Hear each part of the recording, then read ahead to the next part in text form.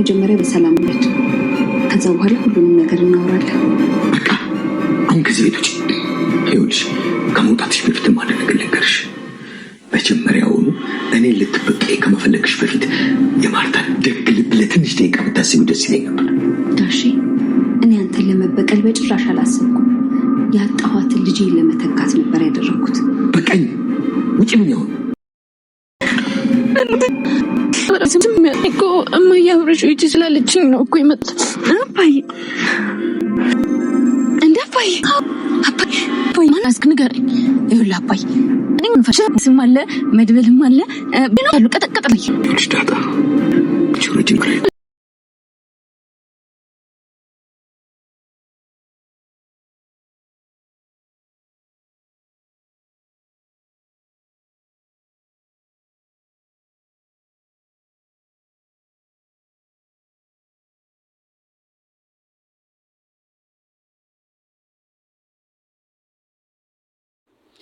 ሰላም ሰላም የዳጣ ድራማ ተከታታዮች እንደምን አላችሁ? በያላችሁበት ሰላማችሁ ይብዛ እያልን እንግዲህ በዛሬው በዳጣ ድራማ በአዲስ ክፍል መተናል ማለት ነው።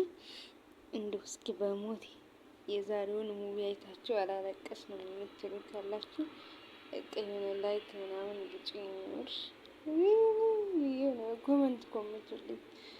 የምር እኔ እንዴት እንዳሳዘነኝ ደረጀ እናቴ ትሙት I know this movie but እንዴት እንደሚያሳዝን ማለት እኔ እንጃ።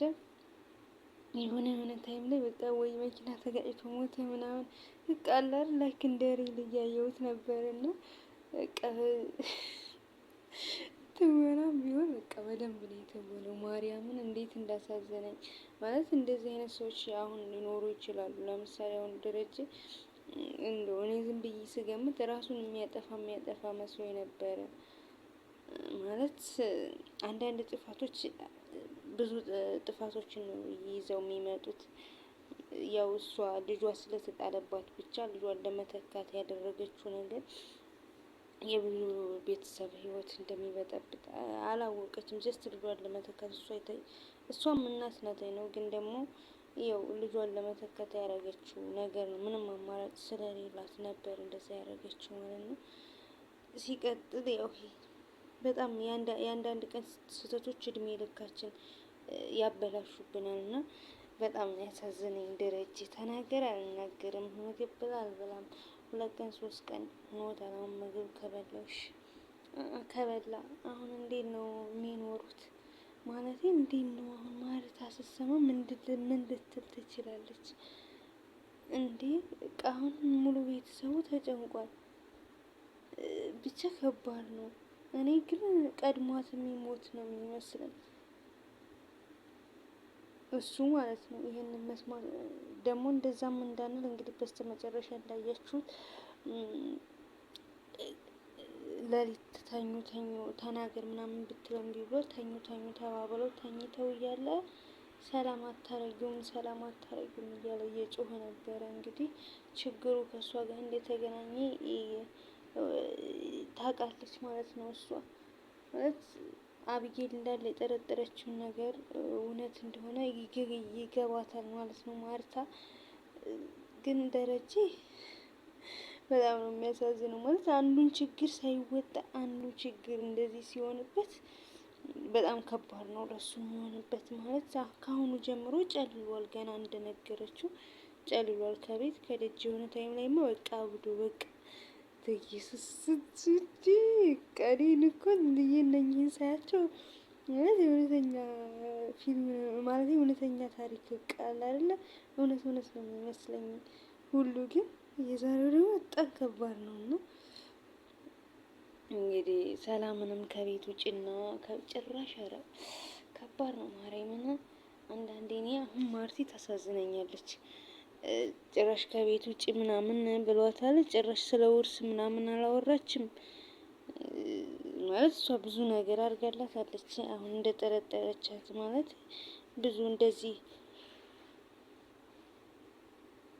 እምነቷን ጥላባት ምናምን እንደዚህ ብታረጋትም እንደዚህ ደግሞ በቶሎ እንደዚህ መቀየር የለባትም ነበረ።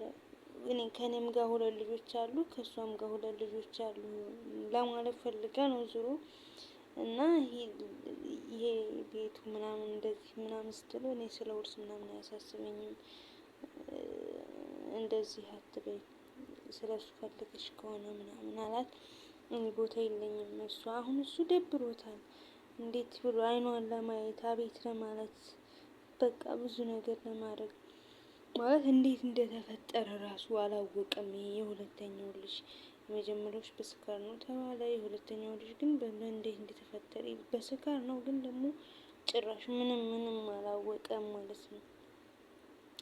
እኛ ከድራማው ጋር እንዲጣራልን የምንፈልገው ነገር ቢኖር ደግሞ ዳጣ ማን ነው ሰላምዬ እንግዲህ ከአቤጌል በኋላ ከሆነ ዳጣ የተወለደችው እንዴት ብላ አርግዛ እንዴት ብላ ዳጣን ወልዳ እንዴት ብላ ልጁን ጣሉባት። በቃ ለተወይ እንዴት ነው አሁን እንደ ይሄ የሚመጣው እንዴ?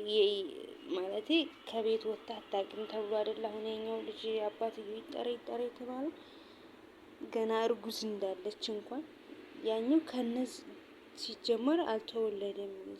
ሳይወለድ ነው እንደዚህ የሚሉት። አባቱን ጠያሉ። እሷ ተወልዳ ነው የተጣለችው። ስለዚህ በየት በኩል አድርገው ወልደው ጥለዋት ነው ዳጣ ግን ወጣ ገባራ ደረጀ እንደዛ ቃጭቶ ምንድን ነው የሚወጣው? እንግዲህ ሰላምን ከቤት ወጣለች። አሁን ልትወልድ ሄደች መሰለኝ። ሬልም በቃ አዲስ ሰራተኛ ይመጣል ተባለ። አቢጌል ደግሞ የምታሳድደው ስለ ናታን ነው። ናታን ፍቅሬ፣ ናታን ማሬ ነው። ብቻ ከባድ ነው። ከቤት ውጭ ስትባል ደግሞ እንትና ልጄን ሳልይዝ አልወጣም እያለች ነበር። ደረጀን እየመጣች ትጠይቅሻለች። እሷ ውስጥ አትሄድም። እሷንስ ልጅ እንደሆነች የነገርኩሽን አይደለም ወይ ምናምን አላት ማለት ነው። እስኪ ብቻ ከባድ ነው። ደረጃ አሁን የስንት ሰው ስቃይ ይቻል። የምር ትልቅ ብሬን ያለህ የምር ጋሽ ደረጀ ግን አለ ወልደ ስቅዱስ ብቻ አይዞ ያለ ነው ያጋጥማል። በሌላ ፓርት እስከምንገናኝ ድረስ ሰላማችሁ ይዛ ያላችሁበት። ላይክ፣ ሼር፣ ሰብስክራይብ አድርጉ። በቃ አቶ ደረጀን እንግዲህ እግዚአብሔር ይሁን። ግን ምን የሚፈጠር ይመስላችኋል? እኔ ወይ ደረጀ ወይ ማርታ ይሞታሉ በዚህ ሰሞን። ከሁለት አንዳቸው ይሞታል።